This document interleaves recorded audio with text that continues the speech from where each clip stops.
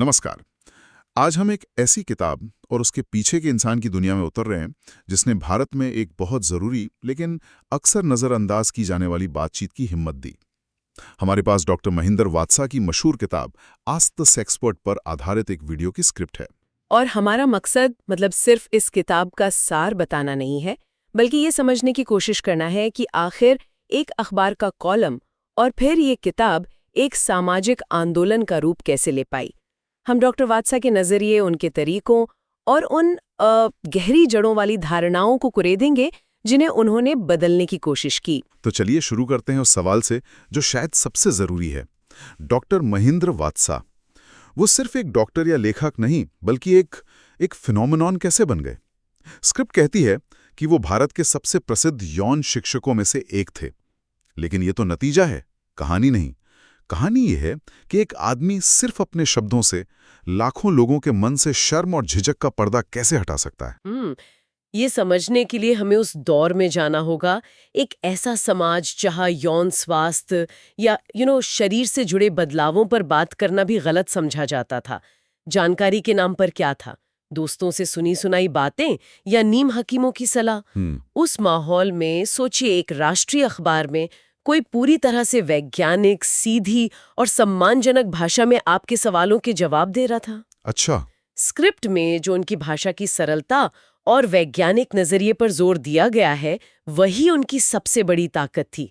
वो किसी बड़े भाई या एक भरोसेमंद दोस्त की तरह बात कर रहे थे, ना कि एक जज की तरह। बिल्कुल जज की तरह नहीं। मतलब उन्होंने जानकारी देने से पहले एक भरोसे का माहौल बनाया, और शायद इसी भरोसे ने उस डर को कम किया होगा जिसका जिक्र स्क्रिप्ट में बार बार आता है। एक लाइन है, knowledge brings confidence and ignorance brings fear. हाँ, ज्ञान से आत्मविश्वास आता है और अज्ञानता से डर। ये सुनने में तो बहुत सीधा लगता है, पर असल में ये उनके काम का केंद्र बिंदु था। बिल्कुल। और उस डर को कम करके आंकना नहीं चाहिए। ये सिर्फ जैसे परीक्षा में फेल होने का डर नहीं था। ये डर था कि क्या मेरे साथ कुछ गड़बड़ है, क्या मैं अकेला हूं जो ऐसा महसूस कर रहा हूं। हाँ, सही बात है। जब एक किशोर के शरीर में बदलाव आते हैं और उसे बताने वाला कोई नहीं होता, तो अज्ञानता डर पैदा करती है। डॉक्टर वात्स्या का काम उस अंधेरे कमरे में एक खिड़की खोलने जैसा था।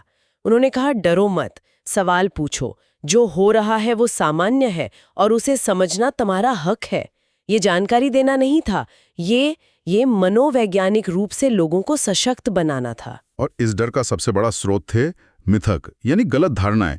स्क्रिप्ट 3 बड़े मिथक पर रोशनी डालती है, और पहला तो शायद हर किसी ने अनुभव किया होगा, ये सोचना कि यौवन मतलब प्यूबर्टी में होने वाले शारीरिक बदलाव असामान्य हैं। हाँ, और ये मिथक इसलिए पनपता है क्योंकि इस पर खुली बातचीत नहीं होती। जब आप अपने शरीर के बदलावों को दूसरों से छिपाते हैं, तो आपको लगता है कि ये सिर्फ आपके साथ हो रहा है। बिल्कुल। डॉक्टर वात्सा ने इसे सामान्य किया। उन्होंने समझाया कि हर शरीर की अपनी एक घड़ी होती है, कोई जल्दी विकसित होता है, कोई देर से। आवाज का बदलना, मुहासे आना, ये सब एक प्रक्रिया का हिस्सा है, किसी बीमारी का लक्षण नहीं। इस एक बात ने लाखों नौजवानों को उस खामोश चिंता से बाहर निकाला होगा जिसमें वे जी रहे थे। और दूसरा मिथक तो हमारे समाज की जड़ों में और भी गहरा है कि यौन ज्ञान सिर्फ शादी के बाद ही जरूरी है। स्क्रिप्ट कहती है कि यह सोच खतरनाक है। यह सिर्फ एक विचार नहीं है, इसके असल दुनिया में क्या परिणाम होते हैं। इसके परिणाम बहुत गंभीर हो सकते हैं। ये धारणा लोगों को, खासकर युवाओं को, जानकारी के अभाव में छोड़ देती है। जब आप सही समय पर शरीर संबंधों और सहमति के बारे में नहीं सीखते, तो आप गलत सूचना, शोषण और गलत फैसलों के प्रति असुरक्षित हो जाते हैं। हाँ। डॉक्टर वात्सा का तर्क ये था कि ज्ञान एक औजार है जिसका इस्तेमाल सही फैसले लेने के लिए होता है। इसे शादी तक टालने का मतलब है कि आप किसी को बिना हेलमेट के व्यस्त ट्रैफिक में भेज रहे हैं और उम्मीद कर रहे हैं कि वो सुरक्षित रहेगा।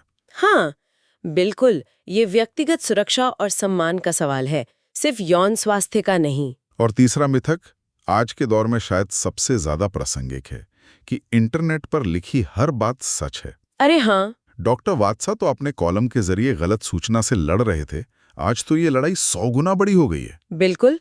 आज हमारे पास जानकारी का विस्फोट है, लेकिन ज्ञान का अकाल है। स्क्रिप्ट सही कहती है कि डॉक्टर वात्सा के लिए सबसे बड़ी समस्या गलत सूचना थी। उस समय ये दोस्तों या अविश्वसनीय स्रोतों से आती थी।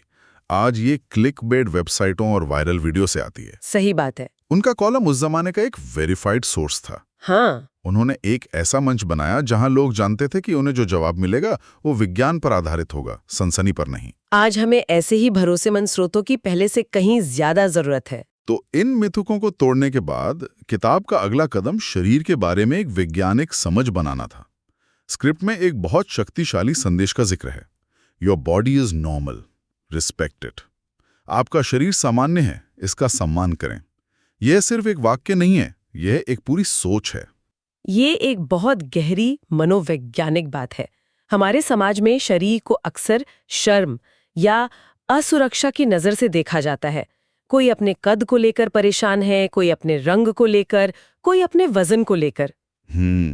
डॉक्टर वात्सा ने कहा, पहले विज्ञान को समझो।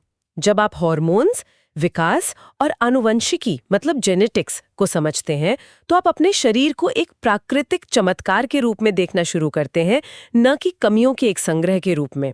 आपका शरीर सामान्य है, ये कहना किसी को ये बताने जैसा है कि आप जैसे भी हैं, आप ठीक हैं। ये आत्मस्वीकृति, सेल्फ एक्सेप्टेंस की नींव है। एक बार जब आप अपने शरीर का सम्मान करना सीख जाते हैं तो अगला तार्किक कदम दूसरों के शरीर और उनकी भावनाओं का सम्मान करना सीखना है। यहीं पर किताब रिश्तों की बात करती है। स्क्रिप्ट के अनुसार एक स्वस्थ रिश्ते की नींव सिर्फ प्यार नहीं, बल्कि संवाद प्लस सम्मान है, कम्युनिकेशन प्लस रेस्पेक्ट। तो यहाँ संवाद का मतलब सिर्फ तुम कैसी हो या खाना खाया पूछना नहीं है। अच्छा। संवाद का मतलब है अपनी ज़रूरतों, अपनी सीमाओं और अपनी असहजता के बारे में ईमानदारी से बात करने की हिम्मत और अपने पार्टनर की बातों को बिना जज किए सुनने का धैर्य। डॉक्टर वात्सा इस धारणा को तोड़ते हैं कि रिश्तों में कुछ बातें अनकही रहनी चाहिए। वो कहते हैं कि जो बातें अनकही रह जाती हैं वही बाद में गलतफहमी और कड़वाहट की वजह बनती हैं। बिल्कुल। एक मजबूत रिश्ता वो है जिसमें आप अपनी सबसे कमजोर बातें भी साझा कर सकें। और इसी संवाद की सबसे ऊंची परीक्षा होती है सहमति, यानी कंसेंट के मुद्दे पर। स्क्रिप्ट इसे सबसे जरूरी हिस्सा कहती है और इसे बहुत अच्छे से परिभाषित करती है। सहमति सिर्फ हाँ नहीं, बल्कि एक साफ, स्पष्ट और आरामदायक हाँ है। चलिए इन 3 शब्दों को थोड़ा और खोलते हैं। हाँ, ये बहुत जरूरी है। साफ का मतलब है कि कोई भ्रम न हो। चुप्पी या शायद का मतलब हाँ नहीं होता। स्पष्ट का मतलब है कि ये सीधे तौर पर कहा गया हो, अंदाजा न लगाया गया हो। और सबसे महत्वपूर्ण शब्द है आरामदायक। इसका मतलब है कि हाँ, बिना किसी दबाव, डर या भावनात्मक ब्लैकमेल के कही गई हो। अच्छा। अगर किसी को न कहने में डर लग रहा है तो उसकी हाँ का कोई मतलब नहीं है। डॉक्टर वात्सा ने सहमति को एक विकल्प नहीं, बल्कि किसी भी स्वस्थ रिश्ते की अनिवार्य शर्त बनाया। ये सम्मान का सबसे बुनियादी और सबसे शक्तिशाली प्रदर्शन है। इस किताब की जो बात मुझे सबसे दिलचस्प लगी वो ये है कि यह कोई थियोरेटिकल किताब नहीं है। हाँ, स्क्रिप्ट के अनुसार इसकी जान है वे असली सवाल जो भारत के आम लोगों ने पूछे थे। यौवन की उलझनें, शादी को लेकर चिंताएं, रिश्तों की असुरक्षा, ये सब कहीं ना कहीं से हमारी और आपकी जिंदगी से जुड़े सवाल हैं। और यही इसकी सफलता का राज है। जब कोई पाठक किताब खोलता है और वैसा ही सवाल पढ़ता है जो उसके मन में सालों से था, तो उसे तुरंत एक जुड़ाव महसूस होता है। उसे लगता है मैं अकेला नहीं हूँ। हाँ बिल्कुल। यह उस व्यक्ति को हिम्मत देता है। और फिर डॉक्टर वात्सा के जवाब देने का अंदाज। स्क्रिप्ट बताती है कि वो हमेशा शांत और विज्ञान आधारित जवाब देते थे, लेकिन उसमें एक और चीज थी, हास्य यानी ह्यूमर। स्क्रिप्ट में इसका जिक्र है। यौनिकता जैसे गंभीर विषय पर कोई हास्य का इस्तेमाल कैसे कर सकता है बिना उसे हल्का या असम्मानजनक बनाए? यह एक बहुत बारीक कला थी और डॉक्टर वात्सा इसमें माहिर थे। उनका हास्य कभी किसी का मजाक नहीं उड़ाता था, बल्कि उस अजीब सी शर्म और तनाव का मजाक उड़ाता था जो हमने इस विषय के चारों ओर बना रखी है। अच्छा। सोचिए, कोई बड़ी चिंता में एक लंबा चौड़ा सवाल पूछता है और डॉक्टर वात्सा अपने वैज्ञानिक जवाब के अंत में एक हल्की सी मजेदार टिप्पणी कर देते हैं। उस एक पल में पाठक की सारी घबराहट हवा हो जाती है। वो उसे एक समस्या की तरह देखना बंद कर देता है और एक सामान्य मानवीय स्थिति की तरह देखने लगता है। अरे वाह! ये शर्म की दीवार को तोड़ने का उनका सबसे प्रभावी औजार था। तो अगर हम इस पूरी चर्चा को समेटें और इस किताब के सबसे बड़े सबक निकालने की कोशिश करें तो वो क्या होंगे? स्क्रिप्ट में 5 मुख्य संदेशों का जिक्र है। पहला है, शर्म को नहीं, ज्ञान को चुनें। जिसका सीधा मतलब है कि सवाल पूछना आपकी ताकत है, कमजोरी नहीं। अपनी जिज्ञासा को शर्म पर हावी होने दें। दूसरा, अपने शरीर को सामान्य समझें। ये आत्मस्वीकृति का मंत्र है। आपका शरीर एक युद्ध का मैदान नहीं है, ये आपका घर है। इसके साथ सम्मान से पेश आएं। तीसरा, रिश्तों में संवाद को प्राथमिकता दें। क्योंकि जो रिश्ते ईमानदारी की नींव पर नहीं टिकते, वो ज्यादा दिन नहीं चलते। चुप्पी अक्सर सम्मान से ज्यादा डर का संकेत होती है।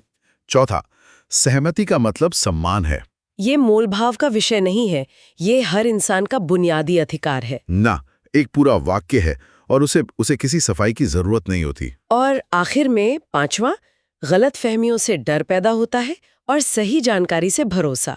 और यही डॉक्टर वात्सा की पूरी विरासत का सार है। उन्होंने जानकारी को भरोसे में बदला।